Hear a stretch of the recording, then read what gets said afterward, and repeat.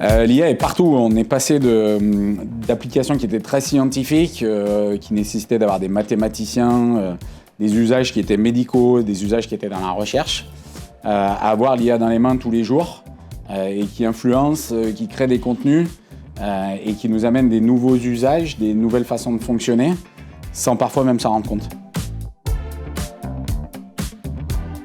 Alors chez nous, pareil, on a des transformations qui s'opèrent dans tous nos métiers. On a 3 métiers, donc pour y revenir un petit peu. On est éditeur de logiciels dans la logistique, dans la supply chain. Et là, ce que les clients attendent de nous, c'est que l'IA amène des bénéfices de productivité, des façons de fonctionner qui s'améliorent, une visibilité sur les opérations qui sont de meilleure qualité. Mais ils l'attendent de l'éditeur, c'est-à-dire qu'on doit nous proposer des choses. Dans les services, on est plutôt dans l'accompagnement des clients pour obtenir le meilleur de l'IA, pour partir de toute cette capacité incroyable qui est désormais disponible, pour des usages concrets qui amènent des bénéfices là aussi en termes de productivité, mais aussi en termes de nouveaux services qu'on va proposer à des clients. Et sur notre activité d'intégrateur des solutions de Salesforce, on va mettre à contribution les solutions de notre éditeur partenaire pour amener là aussi une meilleure visibilité de ce que sont les clients, comment est-ce qu'ils veulent acheter, quel type de service ils veulent offrir à leurs propres clients. Donc les horizons sont extrêmement vastes et dépendent bien sûr du rôle qu'on a par rapport à la relation client qui est la nôtre. L'IA, on veut toujours en faire un truc transformant, un partenaire stratégique, quelque chose qui va changer fondamentalement le métier.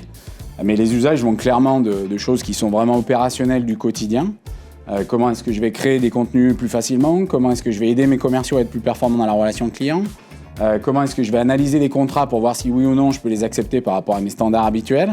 Donc des choses qui sont très opérationnelles, qui facilitent le job au quotidien des gens qui travaillent dans les services de support, sur le terrain, dans le commerce. À des choses beaucoup plus transformantes.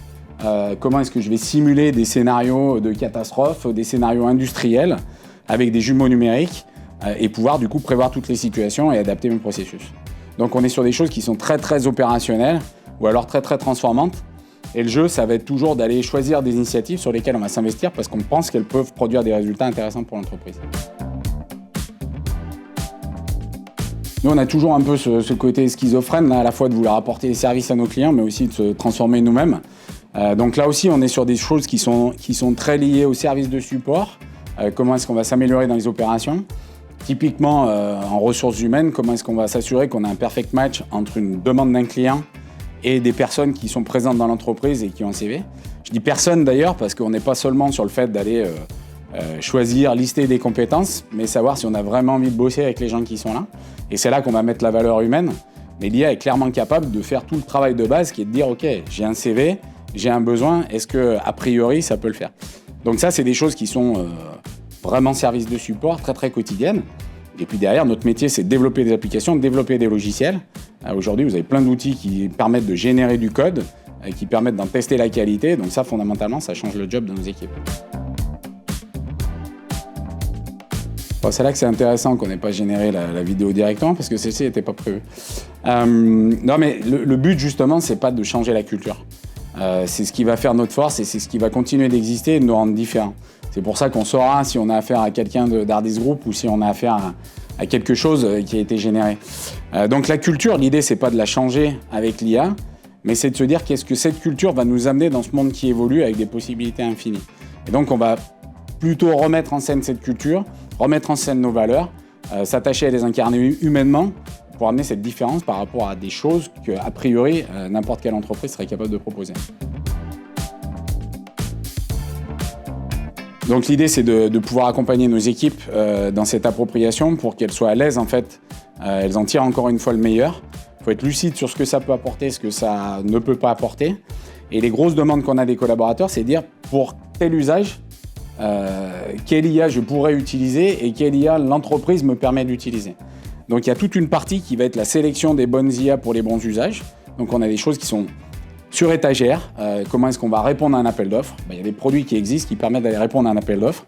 L'entreprise va valider ces produits et former les personnes de l'entreprise à utiliser ces produits. Et puis après, il y a toutes les compétences fondamentales que l'IA demande et la façon que ça a de changer aussi notre façon d'appréhender les besoins clients. Typiquement, on travaille sur des approches de consultants augmentés qui sont des gens qui vont pouvoir très très vite, grâce à l'IA, scénariser des cas d'usage pour nos clients et les délivrer avec un résultat concret qui va correspondre à la demande des clients. Donc on a à la fois ce ce référentiel d'outils qui sont validés en termes de sécurité, en termes de droit, en termes de confidentialité, en termes de RGPD. Donc tous ces outils-là qui vont être validés et sur lesquels on va former nos collaborateurs, nos collaboratrices. Et puis tous ces nouveaux usages, cette nouvelle façon de fonctionner, cette nouvelle façon de travailler, sur laquelle là aussi l'idée c'est d'acculturer et puis d'amener les bons outils et de former sur ces outils-là. Alors la vision de l'IA sur le futur, elle est toujours un peu difficile à appréhender parce que, comme tu le disais, les horizons sont incroyables et le potentiel a priori infini. Donc ce qui va être important de plus en plus à l'avenir, et notamment avec les principes d'agentivité, qui est le fait que les IA sont autonomes et sont capables de travailler et de devenir quasiment des êtres, c'est jusqu'où on va accepter de les utiliser, où est-ce qu'on va du coup resituer notre valeur dans la création. Donc ça, c'est des éléments qui sont hyper intéressants, à la fois sur le plan des entreprises, parce que ça reviendra de toute façon dans la main des entreprises que aussi de prendre ces décisions, sur quelle est la place de l'IA, quelle est la place de l'humain dans la production de valeur et dans les services que je vais proposer à mes clients. Et puis plus globalement, questions sociétales, questions éthiques, questions politiques. Comment est-ce qu'on limite, puisque cette capacité-là est infinie, tout en freinant pas l'histoire, parce qu'elle est là et de toute façon les usages vont arriver. Et de toute façon, on l'aura de plus en plus dans notre vie de tous les jours. Donc vraiment de se dire, qu'est-ce que je veux en faire, qu'est-ce que je deviens avec l'IA, et du coup, comment est-ce qu'on régule un petit peu tout ça pour que ça reste acceptable et absorbable par la société telle qu'elle est aujourd'hui. Donc c'est des sujets qui sont à la fois passionnants, perturbants, qui peuvent ouvrir tous les fantasmes, mais on a encore les clés du sujet, donc profitons-en pour se projeter un peu avec et pas lutter contre en tout cas.